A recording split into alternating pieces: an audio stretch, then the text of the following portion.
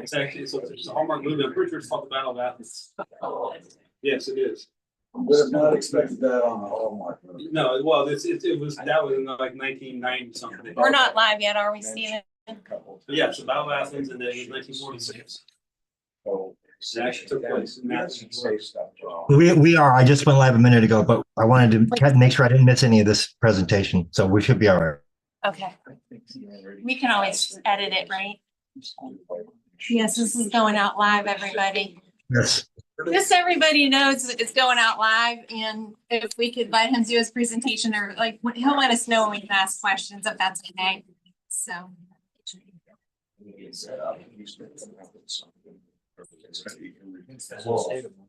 Here we go.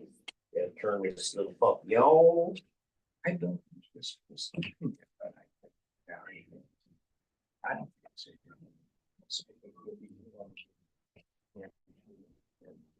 I wish they could have that music. I can turn it on. They don't have. Yeah, I can do that, but it's so bad. Yeah. Oh, it's your music? Yes. Oh. What have you playing this music? I don't know. You kind of know the music I like. Oh, that's- You like this. That's true. Be a lot faster.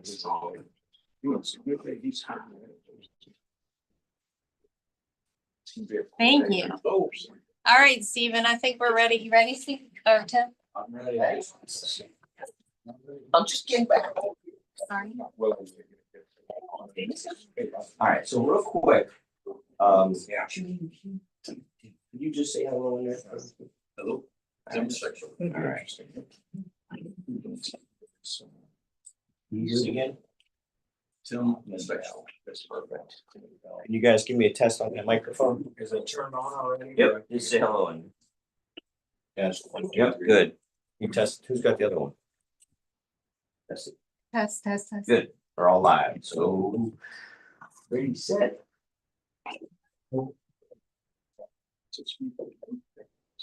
Okay. Thank you very much, everybody, for coming. Hello, Northeast Ohio. We were in Southeast Ohio last night and presented to a group that was pretty fired up. So hopefully we'll keep you guys fired up. Again, I'm with one of the co-directors for CCBO. And I'll go over a little bit of material here and agenda. But to start with that, CCBO is a twofold mission. Our first mission is to expose the vulnerabilities to machines, pretty much to anybody to listen, but mostly to the legislators, boards of election, county commissioners, Secretary of State. That was our initial mission to do that. And we quickly learned that, hey, if we accomplish our first mission of deleting the voting machines, obviously you need the paper hand counted ballot side. So that's another area that we brought into the fold there. So I'll go into that a little bit more. And as I said before too, if you have any questions, I think we'd like to be interactive with this and get everybody involved. And I always can encourage someone to banter with that. So, but if it's a question that I'm going to cover in the slide, I'll just let you know it's in the slide. So that's the mission for us, and just kind of a disclaimer, and we've got it on the website as well. So, again, all political views are my own, as they say on War Room. And also, most of this material is really derived from existing documents. It's derived from court cases, forensic audit reports. So we're reporting basically, what the experts are saying and showing. We're not saying that any particular race, any particular machine, any particular anything caused this problem. That's we will expose the truth and explain some of that going forward. So who we are, we're a bunch of misfits in Ohio. No, we call ourselves Tom, the other co-director here. He said we're two cougars from Ohio, and we started this in 2023. So Tom and I are the co-directors. This is all nonpartisan, nonprofit. We don't take any salary. We don't take any money. And it's basically just all volunteer. I've got other groups of people with us. So Tom came up from a military background, obviously, and you find a lot of people, retired military, that are into this fight on election integrity. And also, you guys might know Tom Connors, I'm sorry, Mendenhall Law Group. They're partnering with us and helping us on a public records request and been invaluable to us. Also, Mark Bakita, people know Mark Bakita ran for Senate, US Senate years ago. Mark's a friend of mine and he's helped us greatly and we go back and forth. I talk to Mark about every week. And then Sarah Aaron's buttons are too close together. She's in Monroe County. We were there last night speaking also, and she's kind of helping us out on the hand count tour and hand count portion of it. And then last but not least, Clay Parikh. Has anybody heard of Clay Parikh? Okay, so he is a certified ethical hacker. He is also a cybersecurity expert. He worked at the Bristol, which is voting system test labs. And Clay is, he's a heavyweight. So he's been at the Tina Peters trial, Kerry Lake trial in Arizona. He was called in to testify in these court cases. And we ended up spending 2.5 hours with him on a Zoom call. So we're very happy. He said he's going to help us at grassroots. He's charging us only grassroots fee, not national fee. So that's kind of who we are. And then we work with other organizations across Ohio in different areas like Zanesville. We got some people that are jumping on board, helping more on the hand count. And it's kind of all encompassing. So the agenda tonight, I'll quickly go over who we are, what we've been up to. And I think once I go into what we've been up to, that's going to give you some insight as to what we're doing right now, and maybe some of the roadblocks we're heading. We're going to expose the voting machine vulnerability in Ohio. And I've got loaded a couple of some slides that shows your county and some of the equipment in there and some hand counting costs. I think you're going to find pretty interesting. And then we're gonna call out the Ohio's gold standard. So on the webpage for the Secretary of State, there's a document called Ohio's gold standard. I'm sure you've heard of it. We have the most secure elections in the world and in the universe, and they are the gold standard, and everybody tries to model it. And so we're gonna take that PDF, and we've made a few of our own versions of it. I think that'll be fun. And then towards the end, we'll go into the machine, the paper cost and opportunities. And then we'll have follow up at the end. Once we get done, we can just go into some basic Q&A at the end as well. So this first slide here is before Tom and I got introduced. Tom actually approached the BVME, which is the Board of Voting Machine Examiners in Ohio. So that sounds very impressive on the name, Board of Voting Machine Examiners. You would think that they're examining our machines, but it's an entity in Ohio that will put a rubber stamp on it, and they're supposed to be safeguarding our elections and be transparent about it. What we found was the opposite. They have not communicated with us. We've called them to get Tom's original question here. The wireless modems questions, unauthorized software, and we've asked them to look at having a security. There was a security advisory listed by CISA, and they said there's so many problems on these, and this was the Dominion machine, that there needs to be a security advisory on it. So the question became to the Board of Voting Machine Examiners is, look, they're finding all these problems in the other states. They've issued a security advisory against these machines. What are we doing now? How do we know we don't have the exact same machines? Do they develop different machines and manufacture in different states? I don't think so. So anyway, long story short, they will not return phone calls, did not return emails, would just be totally absent. And I guess we paid for the machines, we're the taxpayers, we're the people, and we deserve an answer, at least some answers to what we got. So there's the response. So then with that happened, we said, well, let's take the lowest hanging fruit in Ohio, which was the Dominion ICX machines. Anybody from Stark County?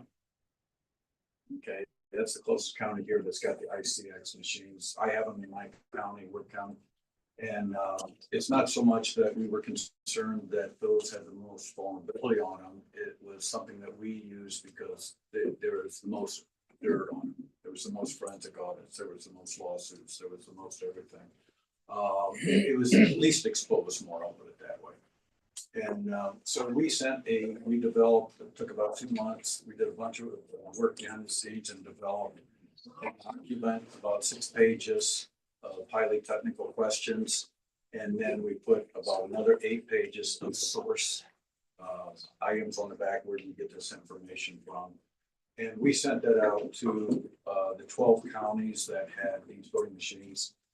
And we sent it not only to the Board of Election, we sent it to county commissioners, we sent it to the reps, the senators, the Secretary of State, basically everybody. So out of the 12 counties, it went to 150 different people. And we asked them, one of the questions, and this is really interesting. Did anybody know Ohio had a cyber reserve? So in Ohio, it's all volunteer. Ohio's divided into 5 territories for it. And these are cybersecurity experts, data people, IT, and they actually, it is their job to safeguard Ohio's voting systems and elections to cybersecurity. And that's their job. Okay, so we asked, could they be activated? So we asked the Secretary, the Board of Elections, to ask Frank LaRose, to ask Mike DeWine, please activate the Ohio Cyber Reserve. Okay. And that was one of the questions, along with the other questions we asked. So that went out to 150 different people. Those 12 counties, and there's the responses. Okay, 2 people responded out of 150. So not what you would call transparent at that point either, right? So now of the 2 responded, okay, so Adams and Wayne County responded, and their responses, well, maybe a little unsettling. So basically they used the issues that have been alleged. Well, these aren't alleged issues. These were court cases and documents and forensic audits that were done. So, here's the other comment on it. I'm sure that the state of Ohio is aware of these reports and have taken them into great consideration. And then another one is, Ohio does not use modems per Dominion. And it says all outside eggs. So it goes into the Dominion statement. So in other words, just trust us. Everything's okay. Okay. So we were also asked,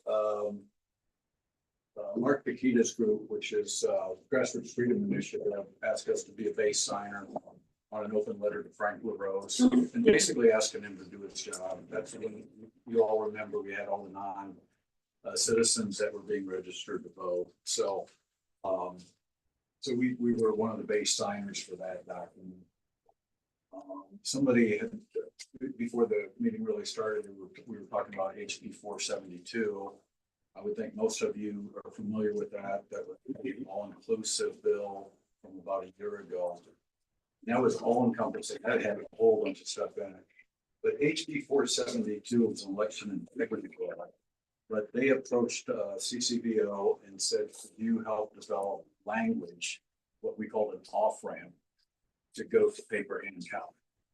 Now, the interesting thing in Ohio is, and it was mentioned earlier, ORC 350602.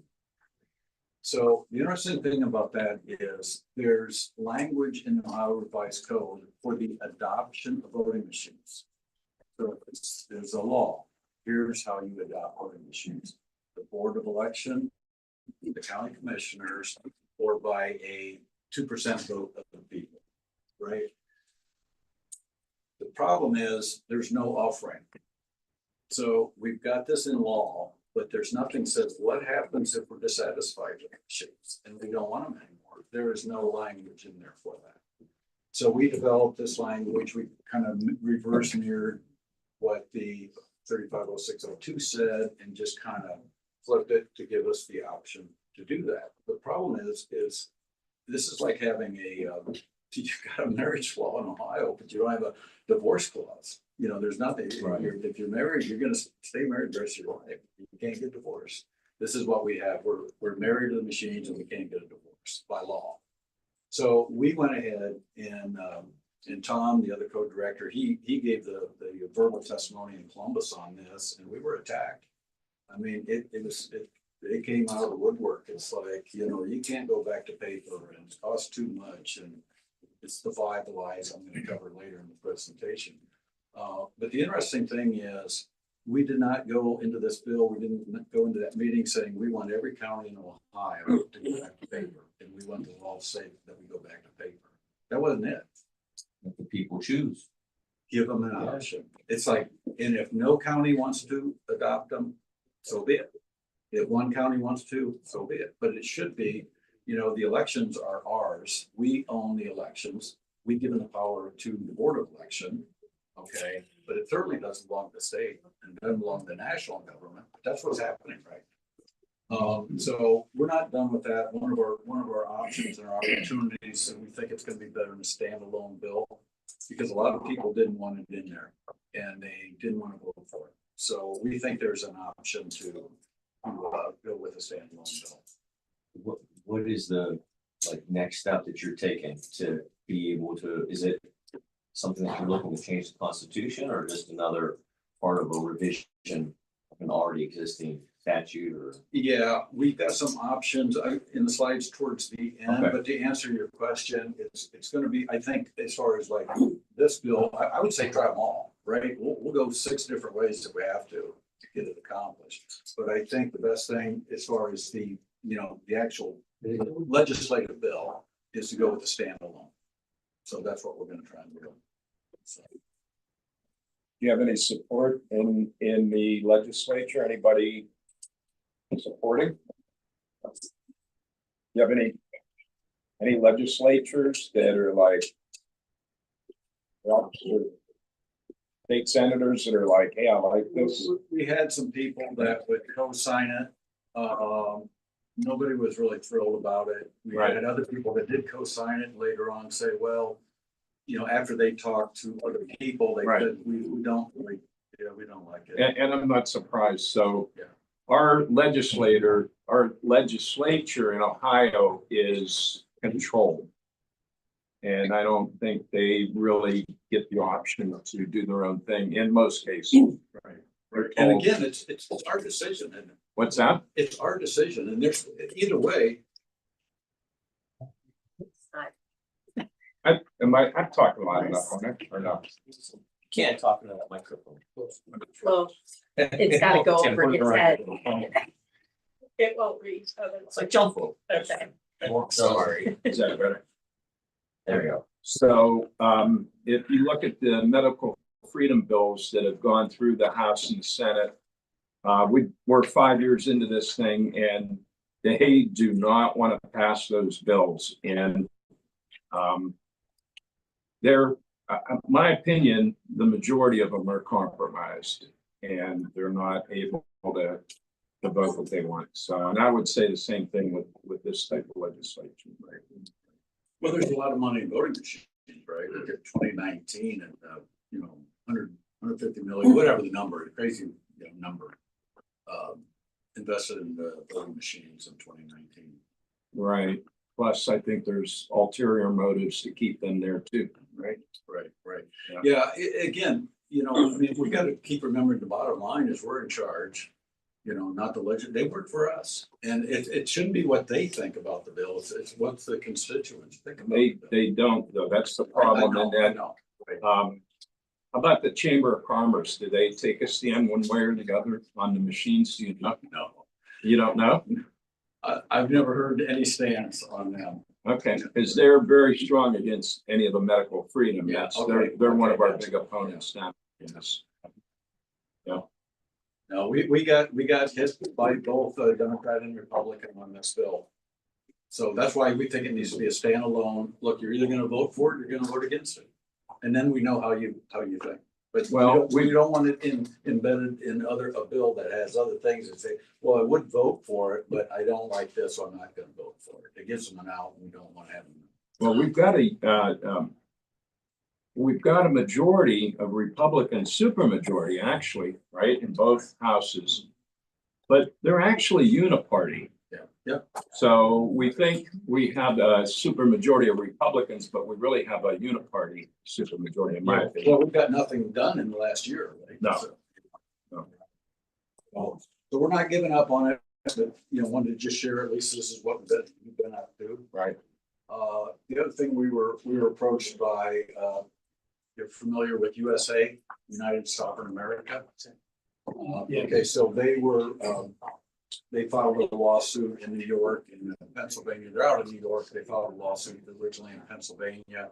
And that's for a writ of mandamus over the elections. Again, writ of mandamus means we're suing you for not doing your job. So they've reached out to us, and we provided about 10 documents, maybe 100 pages of information to them. And we're listed as a petitioner. I think it was a petitioner in that case. It's been almost a year. It's not moving forward yet. It's gone back and forth a little bit. And it's been a year. So we're not giving up on that one either, but at least we're in the fight on that one. Yeah, that's a good question. Yes. And I apologize for my ignorance. No, far I'm away. being facetious when I ask this. It's like, this is my first time ever really being introduced to CCPO. And though I completely agree that the machines have got to go, I'm curious why CCVO has chosen the machines as per se the hill to die on. Okay, if there is a specific reason why you targeted the machines, does CCVO believe that the machines are the core of corruption? Or do we see this as a consolidated effort to get rid of, chisel away at the problem? Yeah. Great. Because Yeah. I followed very closely the work of Joe Von Patten, and worked with the Fire Acts Academy. And it always comes back to people, places, things, and a lot of times it's the people. His work with the full forensic audit was, it revealed some incredible ugly truths about our election system. So, and I'm not trying to compare, but I want to understand why CCVO has chosen the type of machines rather than per se the dirty voter rolls, including the encrypted rolls, which I'm sure have been discussed with Frank Lawrence. Right. Or the paper, ballot posting. Right. Control of those, but just what that have. Yeah, great question, really. I would say,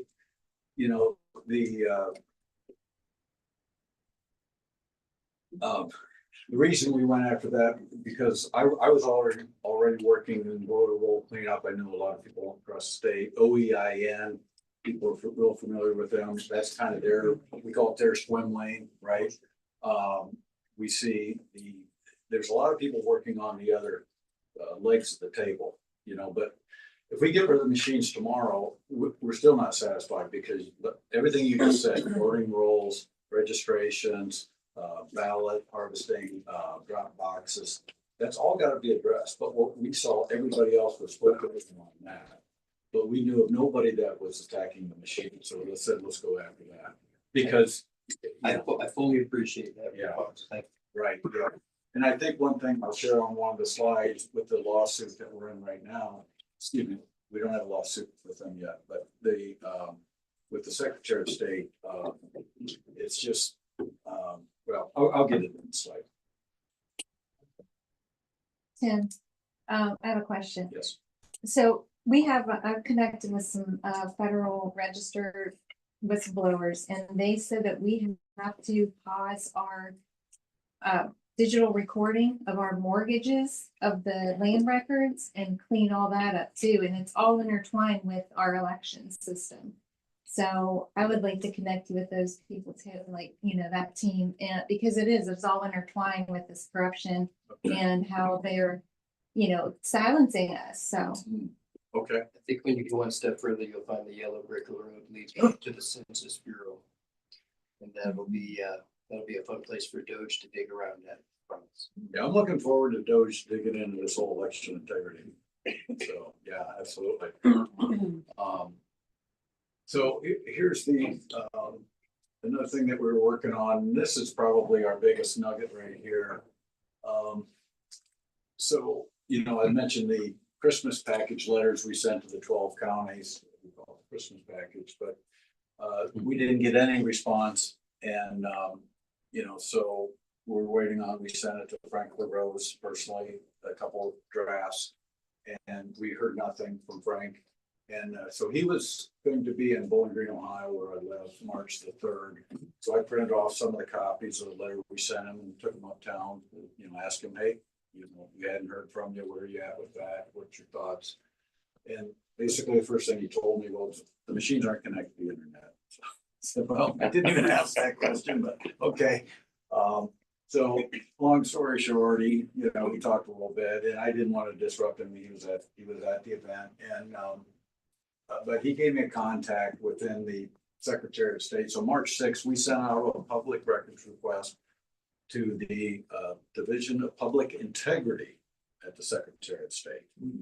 And that was at March the 6th of 2024. Okay, so we've spent basically about 11 months going back and forth. Yes, I can help with this. We had asked 8 questions. We'd get out of 8 questions, the first time we got 7.5 answered. What about the other 7.5 questions? And then we go here. So we were just, it was a complete runaround. And then as of about a month ago, we're up to 28 pages of emails about this one public records request. So we post them, it's on our website.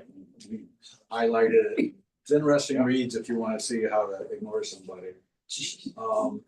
And then we basically retained a lawyer, which is the Mendenhall Group, and said, look, you know, it's been a year, you know, we'll wait it out, but we want to get moving. We got to get this thing going. We can't wait any longer. So they agreed to help. And then officially this January, we got our official denial. They're going to refuse under security reasons to give us a public records request. The public records request in a nutshell says, please show us the proof that they've been tested, where they've been tested, what methodology was used to test them, and other specific questions, you know, what's the machine model numbers, what were they tested to, how were they tested, what did they look for, was there frequency testing, on and on and on. Just give us something. And it was denied for security reasons. Yeah. That's when we. I'll let him finish.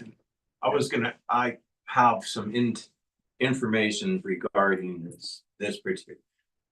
In Mahoning County, we are in the same boat as you on requesting public information. They don't respond to our emails. They don't call us. They don't do nothing. We go to the board meetings. We get shut down in the board meetings. The machines we've been told, I don't know what, going 4 years, the machines don't connect to the internet. The machines don't connect to the internet. Well, I'm now an E-full judge, EPAD full judge. Yes. The EPADs are connected to the internet. I brought that up into the Board of Elections meeting and I got told it's no, the machines, the county machines aren't, but the EPADs are. Yes. So there's some commonality here as far as with ours in Mahoning County, where the board's not responding to the requests for public information, and now the state's doing it.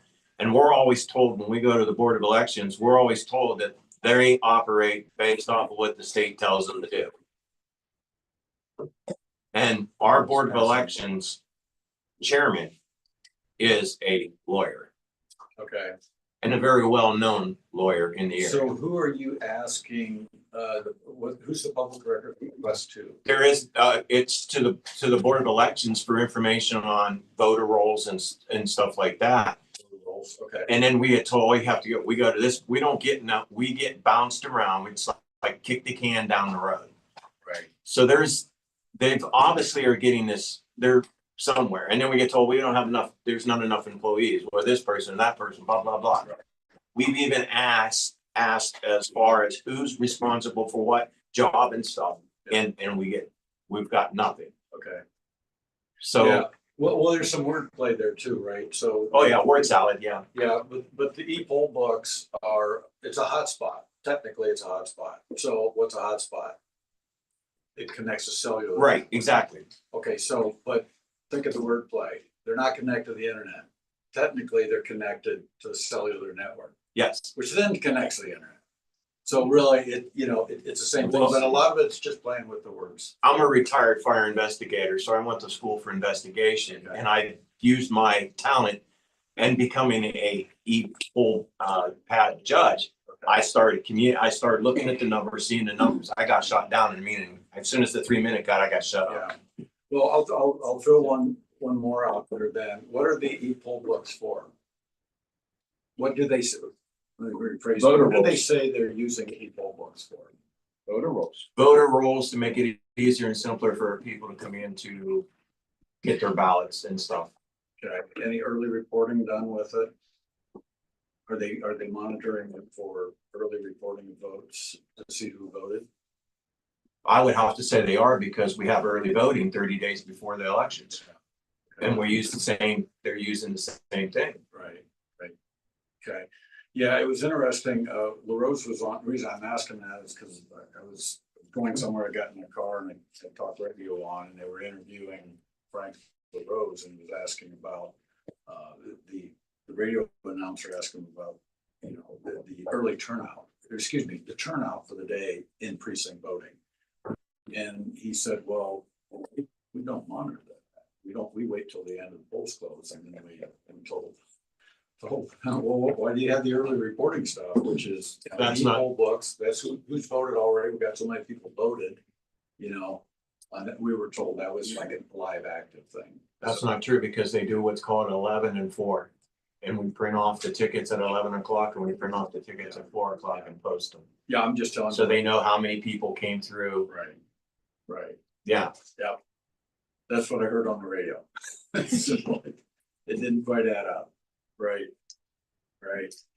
So, all right, so back to this. So after they denied it for security reasons, the other question to ask is, the question hadn't changed in 12 months. Right? So if it's denied now for security reasons, why wasn't it denied 12 months ago for security reasons? Right? Well, one of the questions is that, or one of the answers is this. Now, I don't know if it's true or not, but their legal department said that we really don't know how to respond, or if we can respond, because nobody's ever asked for this. And it may be true, but as far as we know, and Tom and I've been checking, we don't know of other people in Ohio that's working on this, to your point, we don't. So maybe we are the first to break through, at least to force them to show this document, but at this point, we're not getting anywhere. So that's what happened with, and we brought in Clay Parikh then. Again, he's the guy on our bio page that has all the national prominence, and we're gonna use him to help push this along, because he will not be sidestepped. This guy, he will charge $5,000 to show up and testimony in a hearing. That's how valuable the guy is. And he knows, he worked at the Vistals, which is the voting system test labs. There's 2 in the United States, SNL and ProPNB. And he worked at he worked at one of them. But anyway, so he knows, he knows how the sausage is made. He works on the inside of the system. So he is a great partner to have. So any other questions on this one? This is kind of our biggie here, and we'll kind of touch a little bit more. And then I think one of the last slide we have on what we're up to is we started a new webpage in September. And like I think I mentioned it, we put all the emails online. You can go on there and read the emails. We've got a lot of interesting data, stats, stories, videos. Let My People Go. Has anybody seen Let My People Go? So we've got it embedded. You can watch it on our website if you want, but I'll tell you what I'm going to cover tonight is about 1% of what you're going to see on here. It is awesome, isn't it? I mean, just the way it's done. professional. It just ties all this together in one sweet bow. It's really nice. So that's, but go ahead, please, get on our website, share it, post it. We need to get, I mean, we put a ton of time into this thing and, we're seeing like when Google and some others, we're getting, you do the Google search and it may show up maybe on page 10 and no one's going to page 10. So, you get on a separate search engine, but we need help spreading the word for that. So now we're into the kind of the machine aspect of it. How are we doing on time? Good. Got a little, started a little late, didn't we? Right. Okay. So this is just a quick poll. I know you guys know you're not the only ones, and we're probably all on the same page here. And if not, that's okay. That's what this presentation's for, is to learn. But right here, 32%. This is a Rasmussen poll. How likely is it that cheating affected the outcome of the 2020 presidential election? So 32% saying, hey, no problem. 68%, they're saying there's some form of cheating, right? So look at this year here, 2021. So that was a poll. What do you think it looks like now? With all the forensic audits that's come out, all the stuff in the last 3 years. I mean, 95%. yeah, I mean, it could be, I don't know. So again, we can't be ignored. And to that point, we don't want to be pretty much labeled as conspiracy theorists, and we're not. We need to stand up and say, no, this is a problem. There's been forensic audits done on these machines. There's been court cases done. I can go into it now, but Fulton County, Georgia, and that was a Dominion machine, Alex Haldeman. It went to trial like 2 years before that, but it actually the trial was suspended and sealed. Very odd. Then it got reopened, and that was over a Dominion machine, and that was over programming, and they were attempting to flip those. That's what they were accusing. Alex Haldeman went in there, and in the courtroom in Georgia, asked to talk to the opposing lawyer and ask him for the pen. He got the pen. He went around to the back of the voting machine in the courtroom and pressed it in. There was a button, and he held it for 5 seconds, cleared the screen. I'm not sure if he hit it again or not. I don't know what the process was. Maybe he did. Next thing, the screen goes up, it opens up, and it's in the programming. So he accessed voting machine by using a pen. He bypassed the passwords page to get to it. And oh, by the way, there wasn't any seals or tape or plugs, nothing. There was no tamper-proof tape, nothing there. So that was access. So that happened, not quite a year ago, I believe. So these are the documented cases that we're talking about. So now back to Ohio. So Ohio's got, and this is on our website, you can see it too, and understand. Basically, there's 3 types of machines in Ohio. The 12 counties that we did the Christmas package for was 12 counties that have the Dominion ICX machine. So that's what we have. So that's a direct recording called a DRE. And it's got a voter verified paper trail. I call it a toilet paper roll, but it's thermal paper, and it's where your vote is recorded too. So in that system, you don't even touch the ballot at all. You vote on the screen. It stays embedded in the machine. You kind of look through a window if you can see it, and it goes away. And that's only in the 12 counties. So the VMD, ballot marking device, those are the ones scanned into the tabulator, which is mostly what you have in the county surrounding here. They're scanned in the tabulator after the ballot marks it. So you're physically taking and scanning it in. So that's about 28 counties there. And then C is a various, and here's the difference. So there's 6 different models of this type, 3 different models, and 1 of that. So the thing on this, so you actually got 48 counties, almost half the registered voters in Ohio that are kind of lulled into false sense of security, thinking, well, we're voting on the paper ballots, that it's okay, we're good here. But what do you do with that paper ballot after you hand mark it? You've looked at it, this is my ballot, that's who I want, you know. You stick it into a black box. Right? And you assume the black box is gonna record your vote correctly. But what's the problem with that? You don't know the results, you don't get a receipt. You don't have access, the Secretary of State doesn't have access, nobody has access to the source code, they only audit and test 1% of the source code. Okay, so it's proprietary information, it's a sealed black box, so that's the problem with it. But again, when I say lull into false sense of security, because a lot of people, well, no, we're fine in our county, we've got, we mark ours by hand, it's like, okay, it doesn't matter, right? So it still went into a black box, a black hole. Okay, so these are some of the machines here, some county by county, so I put together, there's your Summit County. Anybody from Summit? That's one of the biggest counties. Okay, well, they just spent in 2023, $4.6 million. I'll get into some of the costs of machine versus paper, that'll kind of surprise you. Stark County and Wickham Stark. Okay. So again, they're using the same ones that we use, the one that you never see the ballot at all. And then Ashtabula, Trumbull, Mahoning, Columbiana, Floresville use the ES&S DS200 model. That's probably everybody in this room. Yep. Okay. So with that, before we go into those models, okay, and this is something to think about. We've been touching on this a little bit all night here. But when people think about voting concerns, manipulation, you're always thinking about this, right? The machines and maybe the software, but mostly the machines. But keep in mind, you got this whole network of opportunities for something bad to happen. The networks, we talked about that. Voting rolls, we talked about that. Audits, testing and certification. Thumb drives, thumb drives can hold wireless modems.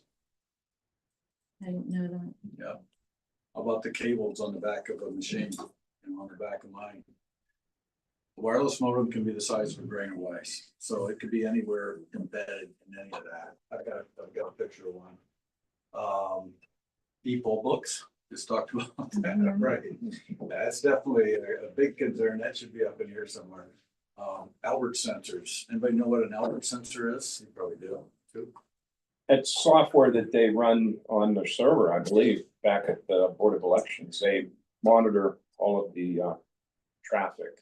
Correct. Yeah, it's a monitoring Albert intrusion device. It's a Right. monitoring device, and the purpose of it is to safeguard our Board of Election from Russian hackers. and Supposedly.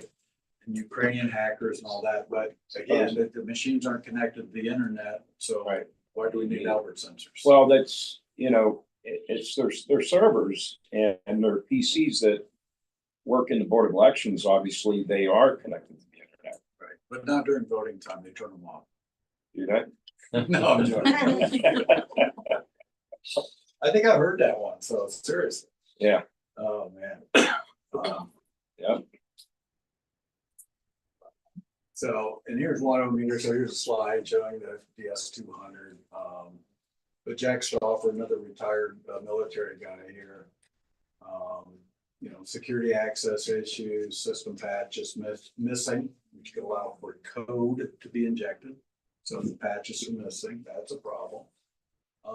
ES&S, the machines you guys have, they sell these with and without wireless modems.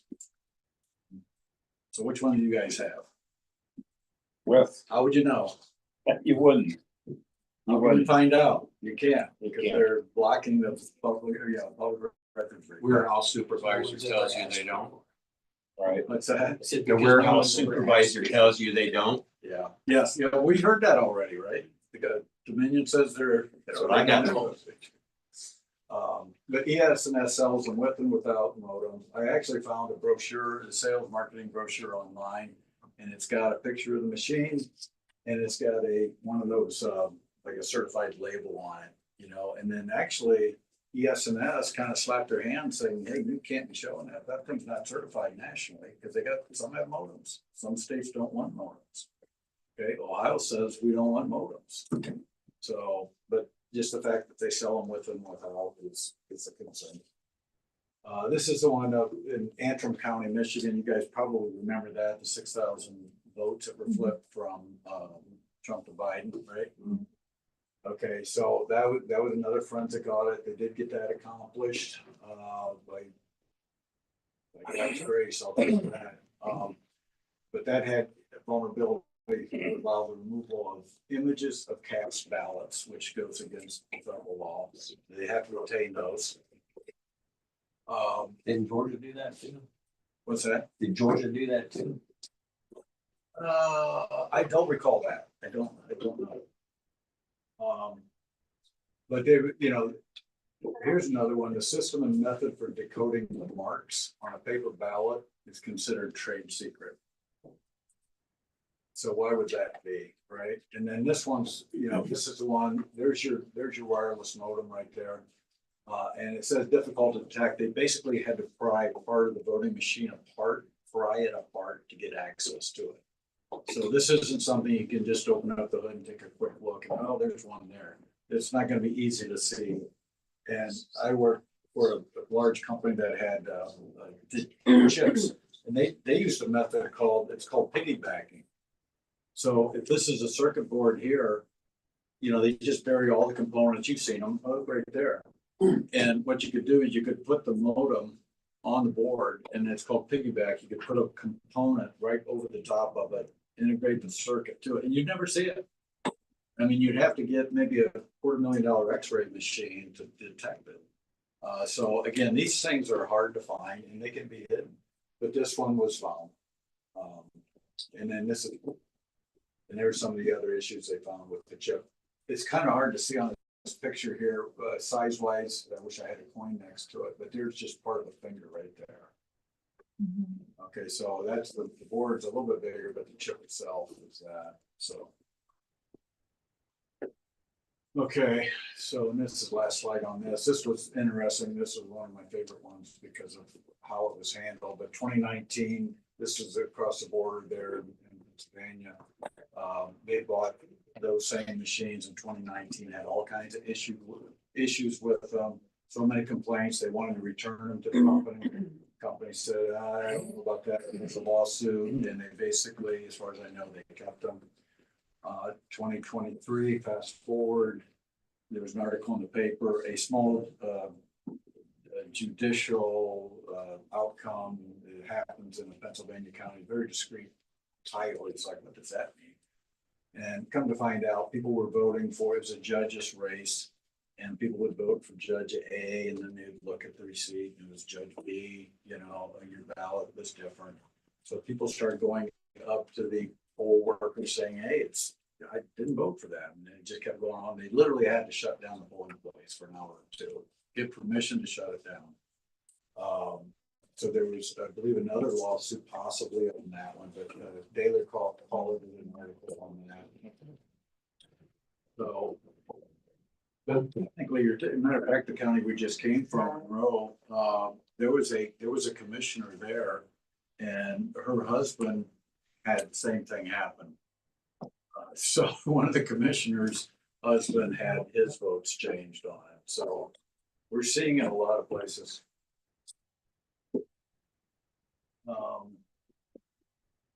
And then this is, well, we've got 2 slides on the Dominion, then we'll kind of move on. But again, this is the 12 counties that we talked about early on. I think the big thing is there with the wireless modems, they found on the server in Mesa County, there were like 36 wireless modems in the server, that one. And what's interesting too, I told you earlier that CISA, which is Cyber Infrastructure Security Agency of the United States, they're the one that did that security advisory for the Dominion miles. They found all these problems in the server here, and they've not even issued a security alert on that to date. Now this slide, we put this in. 6 months ago. Maybe they have by now, but still, it's, yeah. One last thing on the Dominion ICX, and I told you, and I know this isn't any of your counties, but what's interesting is when you vote, I would look down on the right-hand side, and it's kind of under like a plastic glass. I tried to take a snapshot with my QR reader on my phone, right? And say, okay, that's my ballot there. So took a snapshot. And you know, when you use your QR reader, you can read it. This had, the screen had red vertical, see the vertical or horizontal lines, and you couldn't read it. I couldn't see it with my QR reader. It was hidden. So I took pictures of 3 pictures of my ballot. My wife went the next day and I told her to vote one different change than me. She used her QR reader. It wouldn't work. It was red lines. So she took pictures of it. I used my phone to read her QR code, her phone to read mine. And it came up with a document that I could see some human readable text on it, but it was mostly a series of 3 numbers, comma, 3 numbers.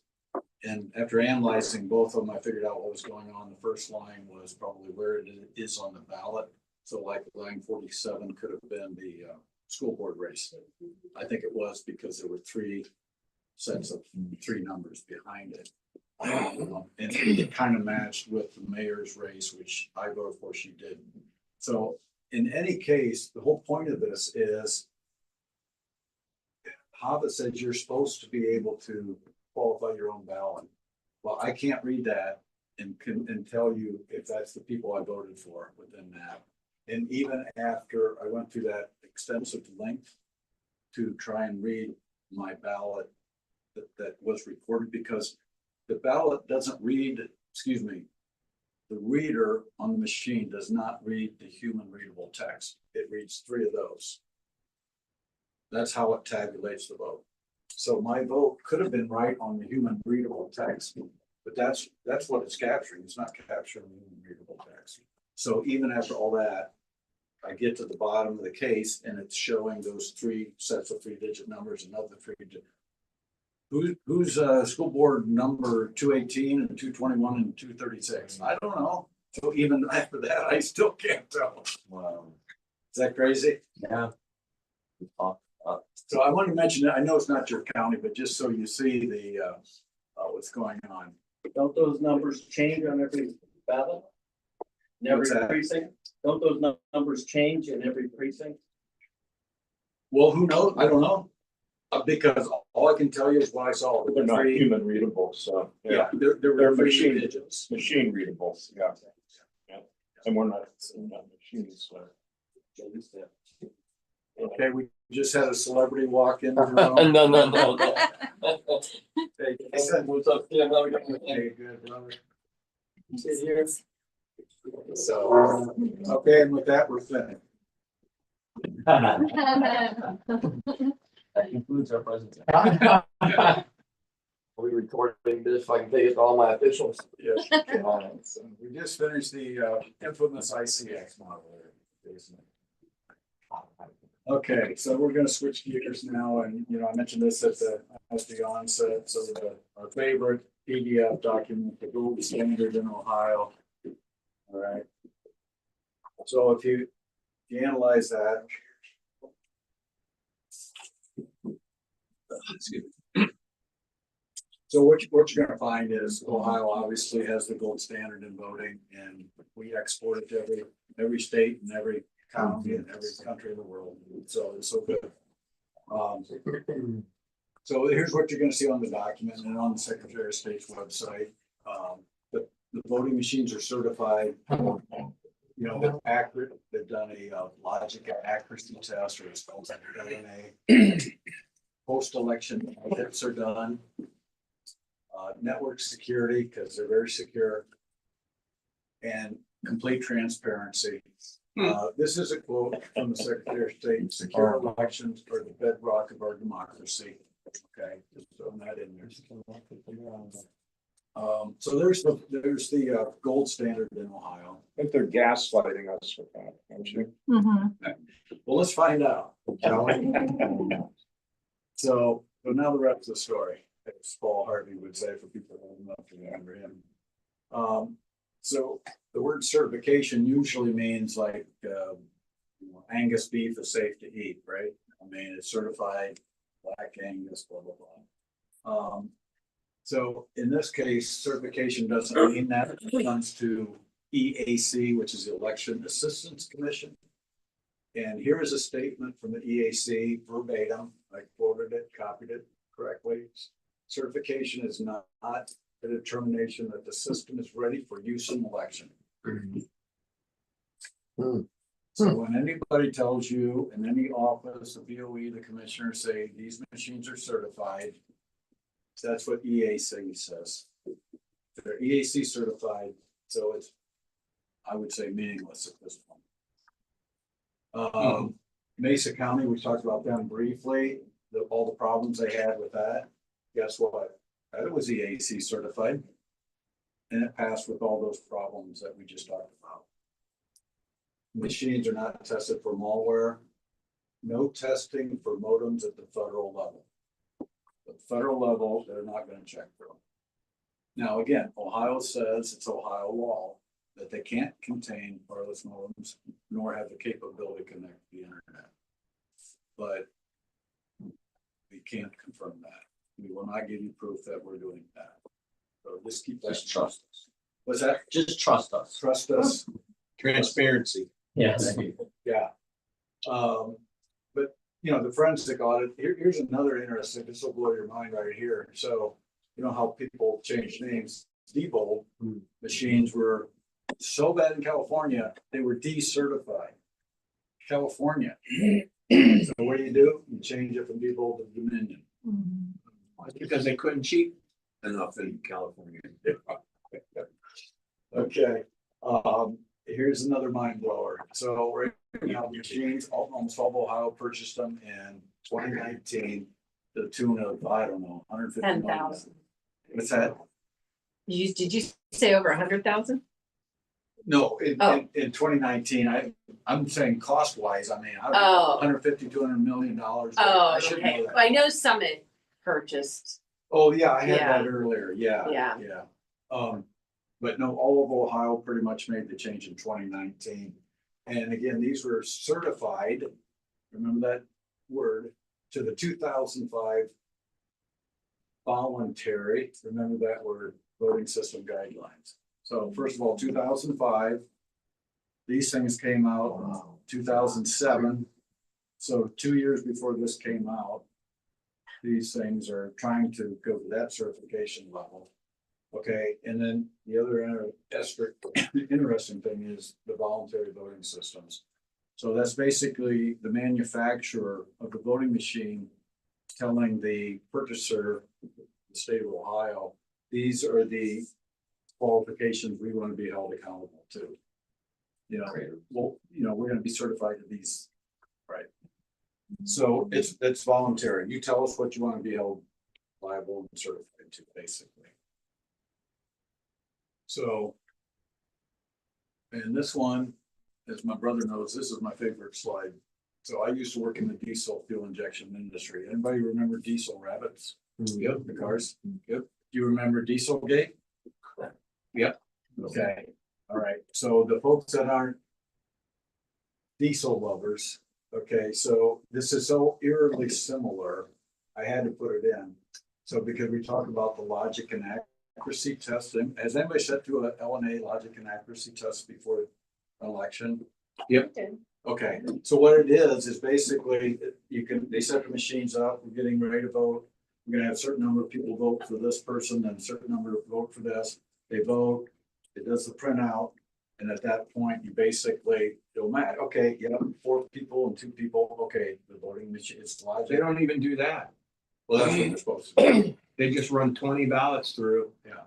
And that there's no vote on it. It's just to make sure the machine counts the ballot and. Yeah, but they're counting who voted, right?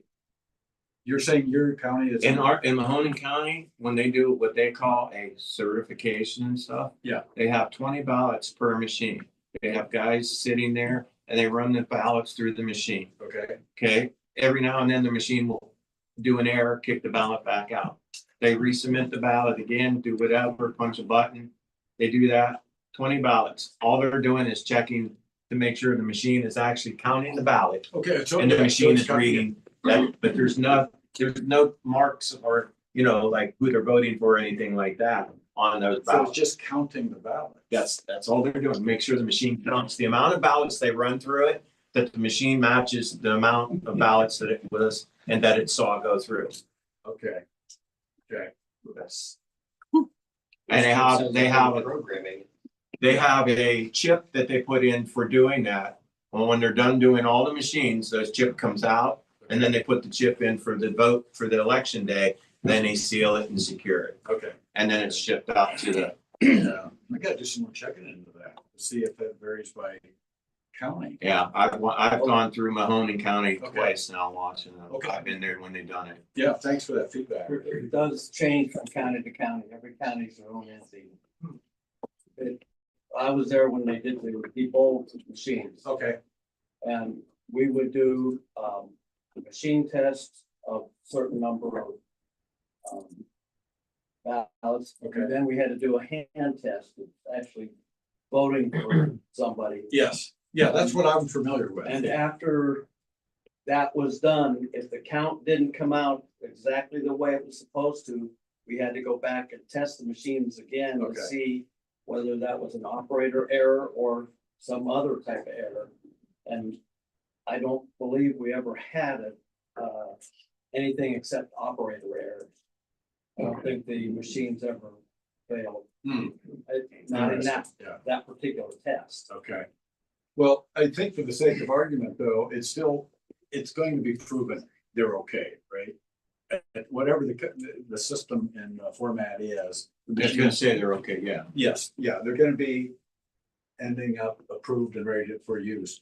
But the problem with that is, so back to the Dieselgate fun story. Dieselgate could not meet emission standards in those diesels, and Obama was wanting to get rid of diesel. So what did the Volkswagen engineers do? They go to Robert Bosch, who's a German company that makes the computers for the diesel routes, for the diesel vehicles. And what they did was cheat. The computers on the diesel rabbits would know if you were going to get an emissions test on my diesel, I would go into a service center and they would take a probe and they would plug it into a port. Sound familiar? Okay, and the back of the computer, and the computer would say, uh-oh, I'm being checked for emissions. And then, let's say it was a dioxide test for 10 to 15 parts per million. Well, the machine knew someone's checking me for emissions, and the printout, the output was 12.5 parts per million. So maybe it'd be in the middle of the spec, maybe it'd be on one end, so it wasn't so obvious or whatever. But it knew, the computer knew that it was being checked at that time, and it cheated to give the outcome that would be acceptable. Okay, so then what happened is they were caught. They said, well, we got a software patch that can fix that. So they put the software patch in, that didn't fix it. So then what happened? Volkswagen was sued for $22 billion, had to buy back cars and all that. But it pretty much follows the same thing. You had the Dominion, oh, the software patch can fix that. Well, you put a bad one in the first place. How do I trust the second one? Because it's proprietary software. I can't check it. There's a source code I can't check. So you're telling me the first one's bad, I'm gonna do a software patch and I can't check it. So it's basically worthless. So anyway, that's the logic and accuracy test. But you go back to the gold standard, you know, and that's one of the things where there's an LNA logic and accuracy test. So that's the gold standard, pillar number 3, and that's basically audits. We've talked about that. Real quick on this slide, are the ballots legitimate? This goes back to your question earlier with, you know, what different forms of information do we need to work on? Ballots are, you know, legitimate, the voter legitimate. And then like in my county, we have the QR code. In other counties, you don't have a receipt. Yeah, right. So Ohio law says that you can have one ballot registration error every 125,000 ballots. So if you look at the 2022 midterm, by the number of people that voted, Ohio was allowed to have 34 registration errors. You've seen that before where it was like 99.8%. That's accounting for that one in every 125,000 ballots.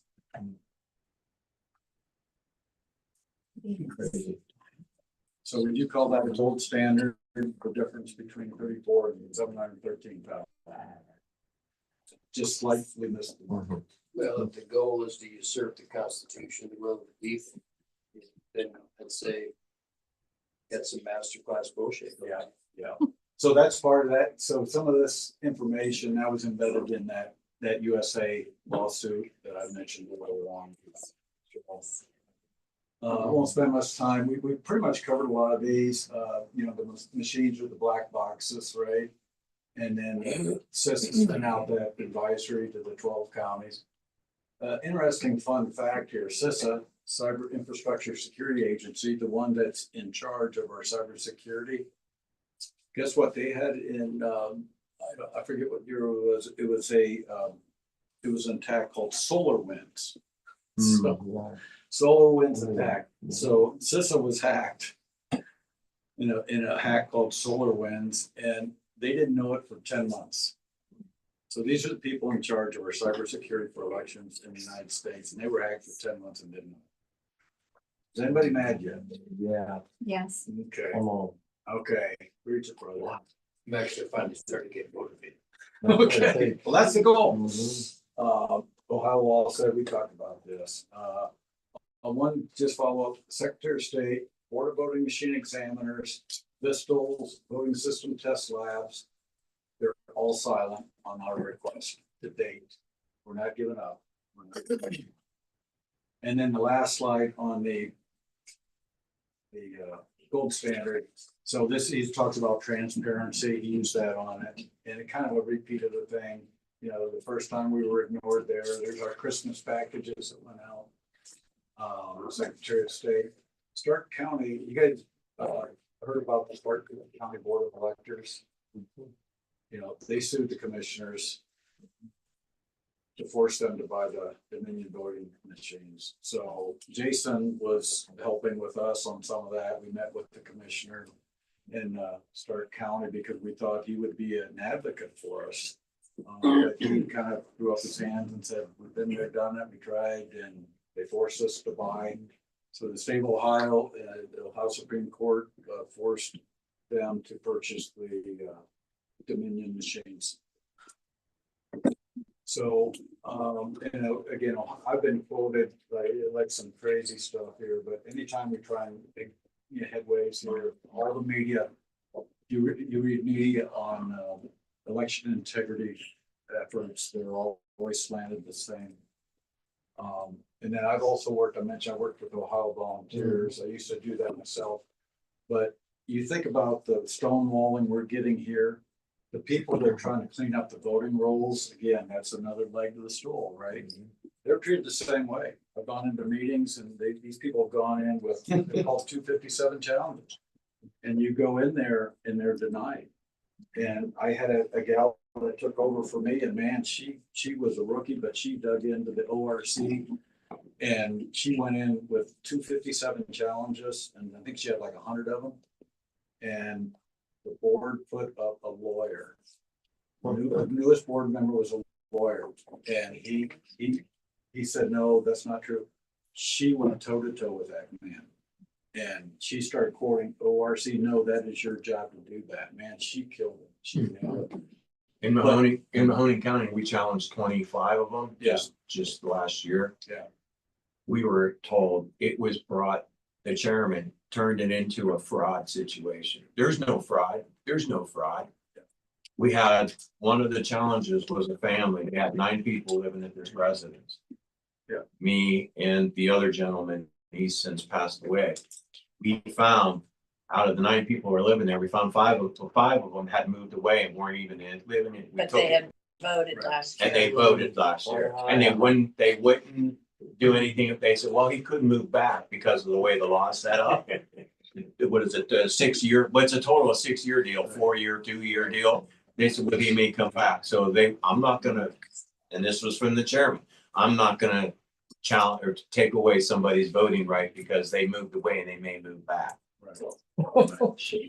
That chairman also said, when he was questioned one time I was there, that he trusts the voting machines more than he trusts people counting. Yeah. Told it out. And then literally, I'm gonna say easily 20% of the people on the voter rolls in Mahoning County are either no longer there, moved, died, or never ever voted the first time. At least 20%. And then I looked at other counties and I'd say across the board in Ohio, it's bloated by at least 20%. Okay. So, Yeah.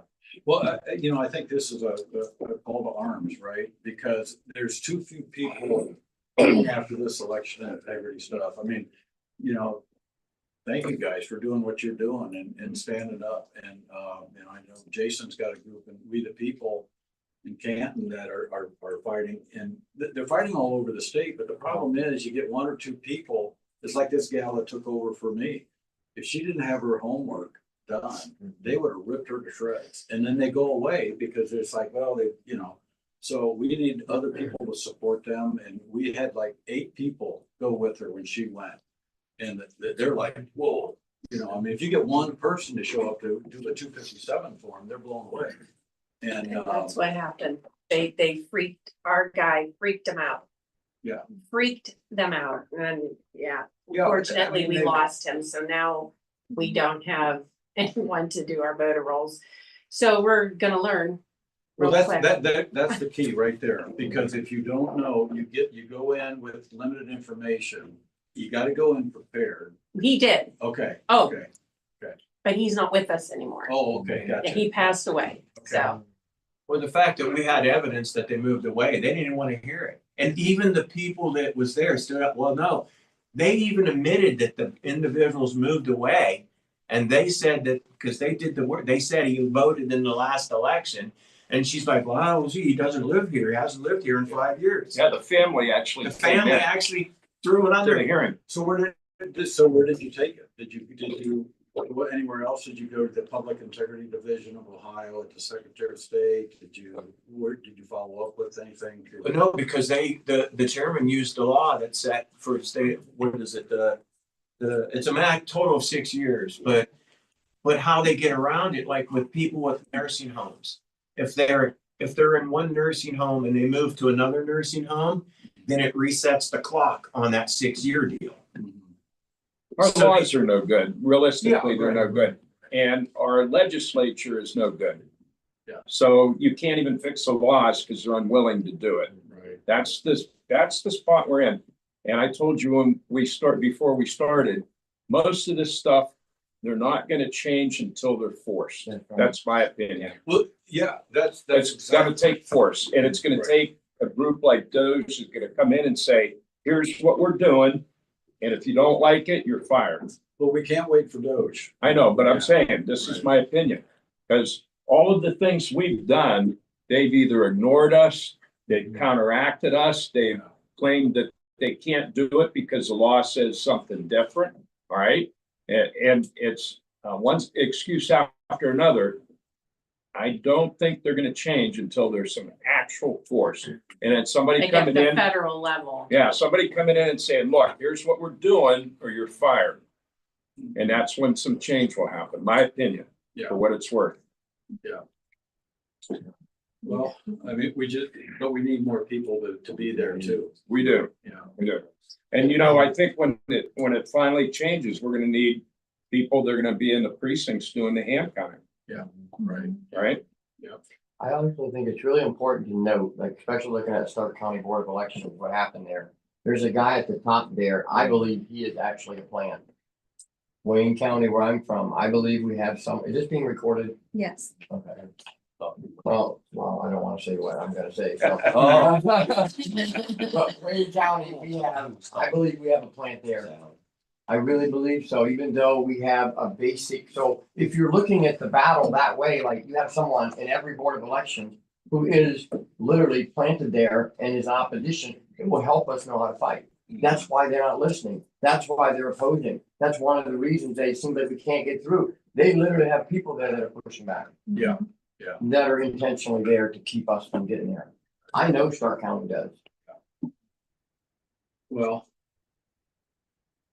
Those people take Pitchfork an oath. mob. Yes. Yeah, of course, what they. Just quick question. So all of this is basically you're hitting on the machines. Do you have a plan for, or a method for ballot counting? Yeah. If that, oh, you're gonna get Finish to up it? with that. Okay. Yeah, we're getting close to the end here. Oh, I thought, okay, so Yeah. you will be able to show us your method when you do Well, this? we're not gonna go into, how to hand count and the procedure, but we're gonna talk numbers. It's gonna answer some questions for you. Okay. Yeah. Yes, sir. Are paper ballots better? Are they better? Yes, because with paper ballot, it's still going into electronic counter. He missed, I think, the very Yeah, first we're part. trying to get rid of Yeah. the electronic counting to do actually manual counting. Yeah, it's, Almost impossible. Not true, not true. He'll describe it to you. It's not an impossible task, correct? what's that? Hand counting. Manual, They did it for manual years. counting, We did it for centuries. Yeah. right? Well, you have to do a hand count to verify 1% of the ballots anyway. No, we're pushing for full paper hand Full. count. 100% in the 100%. precinct. That's what they currently do. Right. And if it misses by one, you've got, But they select 5 areas. And who's to say, okay, Youngstown, where there could be some nefarious stuff going on, they didn't pick them. They picked like 5 areas, you know? Well, yeah. There's how many precincts? 200. Yeah, or I'm not polling locations. Right. There's that many, Yeah, that's. not 5. Yeah, There's 70. Trumbull County, they're random, or at least they. Well, that's Mahoney The thing County is, too. here's the problem with that. If fraudulent ballots have been included into the count, when you do your recount, you're recounting fraudulent ballots. So, That's still. your Yeah. number may come out exactly right, but you're still counting fraudulent votes. Does that make sense? So Yeah. say if you're harvesting into the Dropbox. Yeah. And you harvest in there, if you manage to harvest in there about Yep. 5,000. Those votes. 5,000 are 5,000 counted. ballots. So those 5,000 is gonna be more than the number of people who signed in to vote. Well, they're already on voter rolls So- because But the they still- voter rolls were cleaned up. I think we'll get to the. They Right. still have to be signed in for election day. Not No, through not mail mailing and ballot. Dropbox, no. There's an But he'll get issue some with the more. recounts too, because in a particular race in Mahoning County, they did the recount 3 times, and every time they did the recount, it came out to a different number. How is that possible if all the information is supposed to have been the same each count from the first to the second to the last? Okay, well, let's go back to, I think we're gonna cover some more of that. Again, this is just a timeline for, the Stark County. Fiasco there, and they say, we did go to them and talk to the one commissioner who we thought would be on our side, and he basically said what most of the commissioners do is like, hey, that's not our swim lane, that's the BOE, and we're not gonna tell them what machines to get. But there's a document, the county commissioners have a lot more power than they think they have. And we're part of our push, we talked about it last night at the other meeting, that, we're gonna start empowering some of these commissioners to take a stand. So, segue into that, one thing I do wanna say is, don't get a case of CS, we're concerned about that. Because Trump won, the world is in the rainbows and butterflies right now. I'm very concerned about this, the 26 midterms coming up. Not every, if elections are altered, they're not going to alter every election. We are still winning a lot of cases, but we cannot, just say, hey, we can start taking our foot off the gas.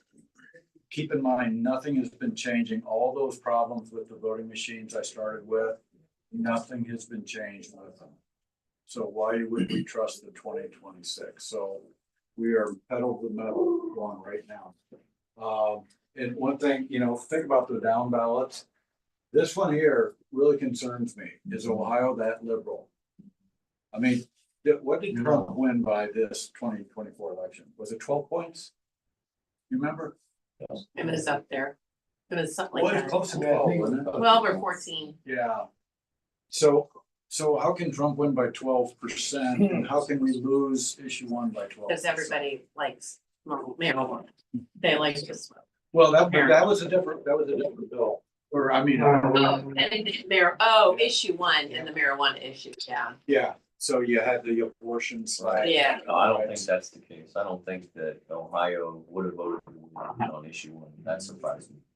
I don't Right. believe the results of that election I don't accurately believe the reflecting who the people. Yeah, that's what I'm I saying. don't blame them, no. Right, We so, were out in the field, like holding trash stuff. It was not, the push against it was not that Yeah. strong. right, but see, that's what gets people to this false sense of security, right? That they think, okay, and they just kind of take that loss and say, well, geez, I guess we're changing or whatever. So, But I think the verbiage on issue one wasn't the exact issue. yeah, that was confusing. That confused a Right. lot because people, I worked and they were, I heard them talking. Right, but, And they asked us what, we're not allowed to answer any questions and stuff yeah, for them. but It was just, the verbiage on that. right, but think about that 24-point swing, you know, down 12 and won by 12. I mean, that 24 points is, I mean, that's That's a big crazy. number, yeah. That's crazy. Yep.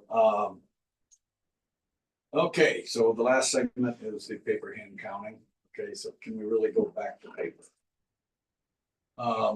Keep in mind the national RNC last year, and check this out, unanimous vote, 168 members. They recognized the problem with the election voting procedures. So they admitted that at a national level. And look at this language. Procedures, you know, implement voting procedures that do not require the use of machines and those that implement hand counting procedures that are fully auditable. Okay, so that's the national RNC that's putting their stamp on it, unanimous win. We got Trump also now from the top. Let me get to the next slide. Yeah, so when he gave his address at that luncheon last month, what did he talk about? Paper ballots, hand counted, no machines, same day vote. Okay, so now we're getting some major tailwinds We behind need us. that. We're working like CCVO's working from the bottom up, right? He's working from the top down on this, so, but we really need to capture this. Don't get lax. Are we doing okay on time? Just, it's We're- 7:30, so we're good. Okay, I think let's get close in here. These are the 5 lies on hand counting that we always hear. So be prepared for that. If you want to take a snapshot, that's what we hear from everybody. When we presented HB 472 in Columbus, that's exactly what we were hit with. If you go to a board of elections, that's what you get hit with. Secretary, these are it. It's the 5 lies. Costs too much and takes too long. That's one of the reasons. Okay, Trumbull County. Okay, so first of all, what I'm gonna say is I presented in the row last night, those figures I trust, these figures I do not trust. But these figures came from Trumbull County Board of Elections, submitted to the Secretary of State via the website at the Secretary of State. Okay, I think these numbers are a lot worse than what it's showing, but what it's showing is bad. So right there, we're putting in the hand cost. The paper hand counting cost is the blue. Okay, and this is 2023, right? Right. Okay, so the red bar is the, that's the machine cost by voting. That's how much you spend on machines. Okay, the other 2 columns are kind of a combination type. The yellow is the, man. Electronic machine materials, expenses. Yeah, okay. And then the other one would be the machine poll expenses. Yeah. Okay, so there's some part of these two bullets or these two silos that may not technically be tied exactly to the machines. Okay, but a good portion of it is. So really, what you want to look at is stacking these three on top of each other. Okay, and maybe take off a little bit in compared to this one. And the reason you see these big spikes is, could be, well, first of all, this one is the expenses for like overtime and wages and salaries on there. This number's crazy. I don't know what's going on there, but. Is that the poll workers too? The purple one is. Call Doge. Yeah, it's like a machine poll workers, but it's not adding up. And we didn't make an error on this. These are the numbers pulled from the Secretary of State. Well, just wait, because the two got top dogs in the Board of workers, so how- Elections just got $20-some what's that thousand number up a year raises. So there's something going on. What is the top numbers? That's 425,000. Yeah. The other three. That's a lot of overtime. Well, get a lot of people to drive all their pre-print ballots around. You know, you can't leave them in one spot too long, so you gotta keep them quiet and keep them moving. So I got this about 2 hours in the hotel before I came. One of our volunteers in Zanesville, the Zanesville Patriots is working on it because we talked about this over the weekend. And I'm not comfortable showing it, but I said, I'm gonna run with it and show it because it's still staggering, right? Yeah. Just on paper.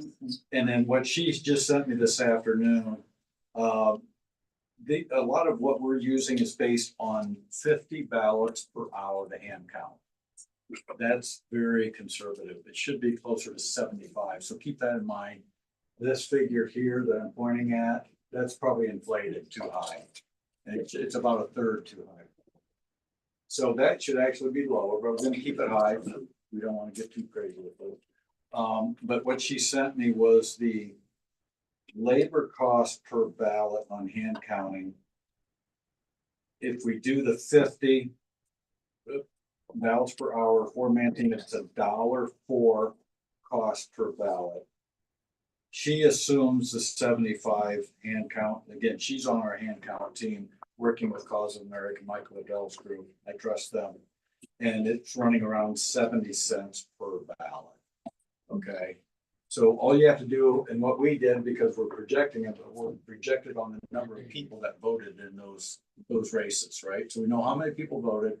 We say we're gonna, and we use, I think, $1.20 per ballot, even higher than that. So that's why that's Almost double. yeah. So that's why that's inflated too. May I ask who on Mike Lindell's team that you trust? We're working with Linda Rance and Cause of America, and that's strictly on the hand counting side. Yeah. I say be cautious because there have been several people publicly affiliated with Mike Lindell, which, to be clear, I believe Mike Lindell is a good man. Yeah. But I would say this, I have proof that there are at least 6 members that are very close around him that competed on a full forensic audit in Arizona to the best degree, and then did everything in their power to draw media attention away from what really needed to happen, which was the audit, and draw it towards PCAPs that I don't know about you guys, but I still haven't seen yet today. So I do believe Mike Lindell's a good man, but I would caution anybody, forgive me, but I would caution anybody for just trusting because they're affiliated with Mike Lindell. That's, we're too late in the game for that shit stuff.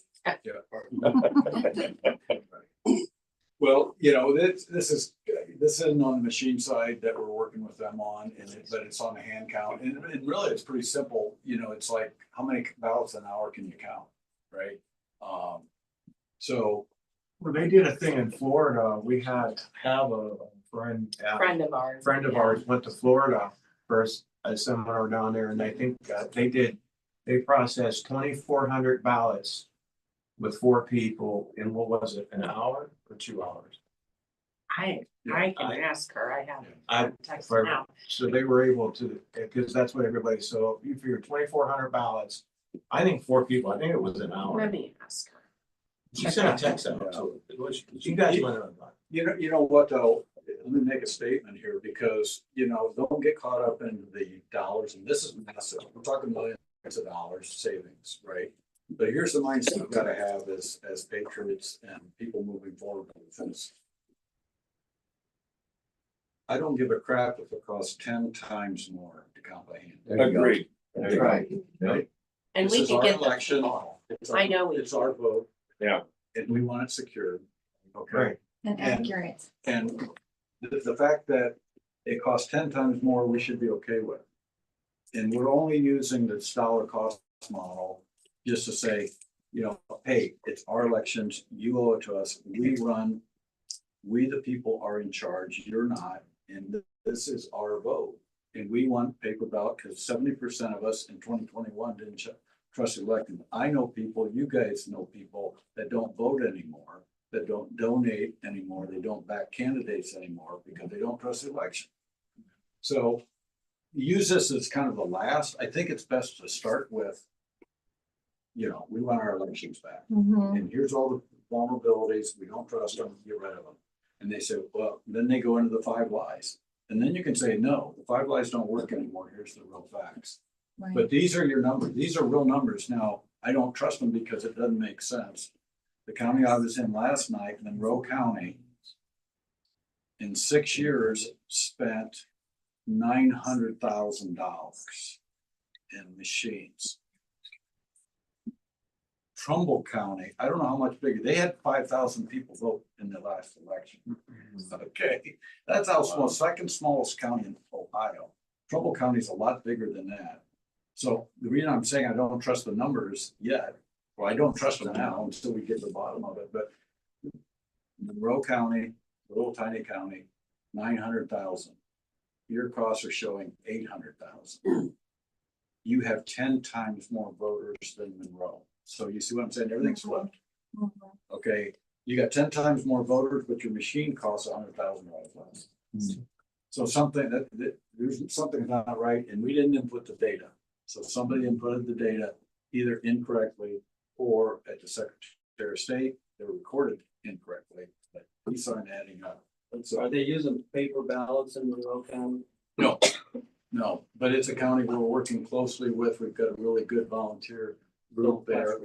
Actually, this is a model, really. The reason we think Monroe County, and I'll finish up with some of that we need a movement. We've identified 16 of the smallest counties in Ohio, and we're working now to get a team lead for every county of the 16 to go forward and start this process.